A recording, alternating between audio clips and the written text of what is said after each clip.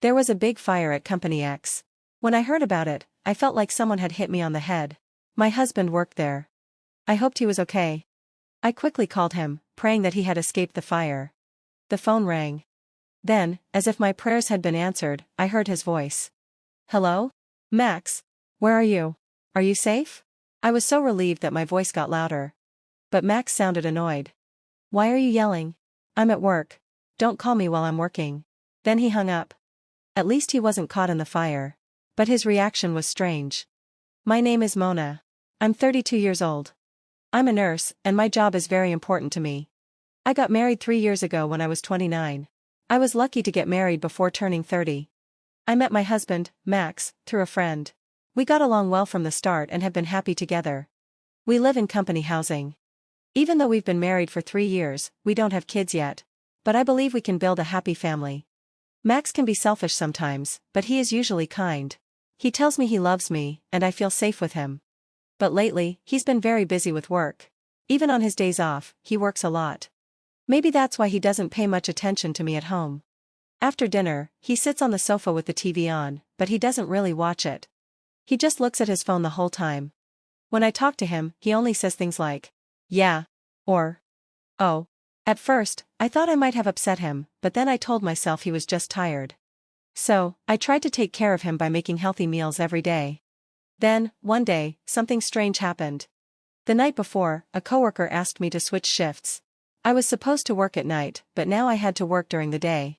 Since I had already told Max I'd be working at night, I thought I should let him know about the change. But I was busy, so I emailed him that same day. I told him I'd be home and would make dinner for him. He didn't reply. I figured he was busy, so I focused on my own work. When I finished my work, my husband still hadn't replied. He used to answer quickly, even when he was busy. Sometimes, he even used emojis. But this time, he just read my message and didn't reply. Was he too busy? Or was this just normal after 3 years of marriage? Feeling a little sad, I stopped by the supermarket and bought ingredients to cook a healthy dinner for him. Since it was very cold, I decided to make a hot pot. I chopped the ingredients and waited for him to come home so I could start cooking right away. But no matter how long I waited, he didn't come. He usually comes home at 7 p.m. But today, he didn't get back until 9 p.m. Welcome home. You're late. Did you have to work overtime? Oh, yeah. But did you switch to the day shift suddenly? Yeah. A coworker had an emergency. I forgot to tell you sooner. I see. Well, I guess you couldn't help it, but it's annoying that you only told me today. I might have made plans to go out for a drink. Oh, you're right. I'm sorry. I turned on the stove to start cooking the hot pot. Oh, you haven't eaten yet? He asked. No. I waited for you. Well, thanks, but next time, you don't have to wait for me. Hearing that made me feel a little sad. Once the hot pot was ready, I served both of us. I was starving after waiting so long. I enjoyed the food, thinking it was delicious, but I noticed my husband wasn't eating much. What's wrong? You're not eating. He hesitated, then said, actually, I was working late, so a junior colleague bought me a rice bowl. I'm not really hungry. Oh, then you should have told me. I wouldn't have made this if I had known. I think he noticed I was upset. Okay, just put my portion in the fridge. I'll eat it tomorrow morning, he said casually. Then he lay down on the couch. A few minutes later, he suddenly got up. I'm going for a walk, he said. That's unusual, I replied. I haven't exercised much, and I've been working late, so I need a break. He started getting ready to go out. I felt empty sitting alone at the table, so I said I'd go with him. But he refused. He said walking right after eating wasn't good for me. He also said he wanted to take a long walk alone. In the end, he left by himself. I felt something was off. So, I decided to follow him. And my worst fear came true. He walked quickly and stopped in front of a park far from our house. He looked around and checked his phone, like he was waiting for someone. A few minutes later, a car pulled up. My husband walked over and started talking to the driver. I moved closer to see better. Then, I saw her. She had long, curly hair and bright lipstick. She was a woman. She laughed happily as my husband got into the passenger seat. He was cheating. Before I could even think, the car had already driven away. I stood there, frozen. Then, my phone buzzed. A text from my husband. I happened to run into someone I know. I'll be home a little late. Someone he happened to meet? Just like that? I didn't believe him at all. He said he had already eaten, but he didn't come home until past 2 a.m. He didn't even notice I was awake. He looked a little drunk and went to the kitchen for some water.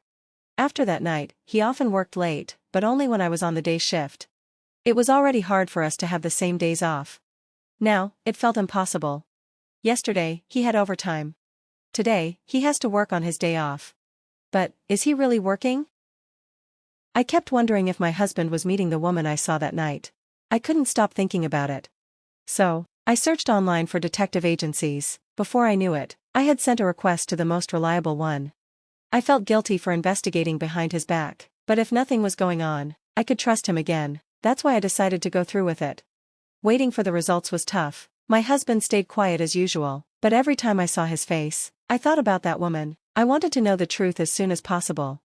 Then something shocking happened. It was Saturday. I was working my usual day shift, and my husband was also supposed to be at work, even though it was his day off. I was focused on my job, thinking that since we were both busy, I didn't have to worry about anything. Then, I heard sirens in the distance. The sound got louder and louder. At first, I thought the fire trucks would just pass by, but more sirens followed. It wasn't just one fire truck, there were 2 or 3 more. It had to be a big fire nearby. I started feeling uneasy. Then, 2 of my colleagues returned from a hospital room with serious expressions.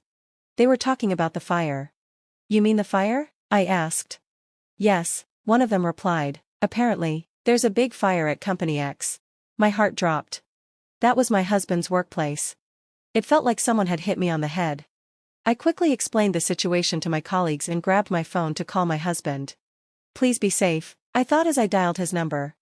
Even though we hadn't been talking much lately, I always saw him off in the morning. I prayed that he had escaped the fire. The call rang. Then, I heard his voice. "Hello? Max, where are you? Are you safe?" I was so relieved that my voice got louder. But my husband sounded annoyed.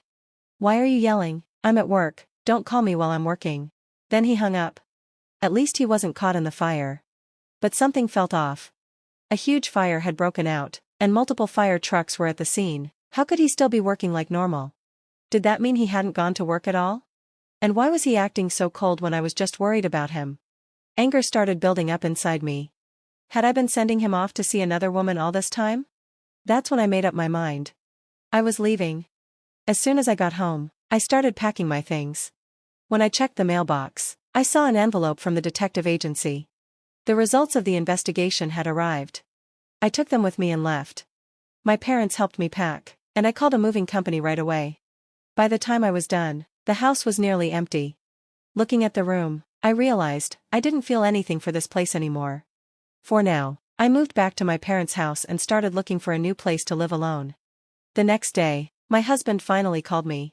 "Hey, what's going on? Most of your stuff is gone." Of course, I moved out. What the hell are you thinking? When are you coming back? Who's going to cook for me? Who's going to do the house chores? I was shocked. After everything, that's all he cared about? As I listened to him, I thought about the fire at his company again. Instead of going to work, he had been with his affair partner. When I remembered everything, anger boiled inside me. "Why don't you ask another woman to take care of you?" I snapped. "Huh? What are you talking about?" he asked, sounding confused. "You were with a woman named Linda today, weren't you?" "What? No, I was at the office, working." "Oh, really? How long were you working today?" "It was a busy day, even though it was my day off. I had to stay until late evening." "I see, that's why you were so shocked when I moved out, right?" "Wait, what? Stop talking nonsense. Why don't you stop lying?" "Huh?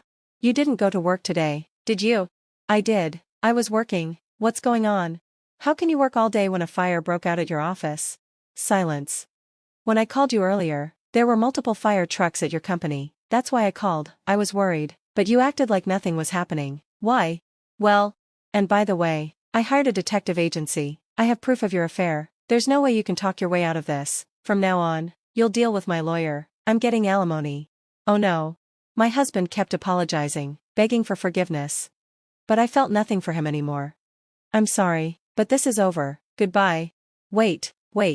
I met with my lawyer and filed for divorce. With all the evidence I had, there was no way for him to escape. Both my husband and his affair partner had to pay me alimony.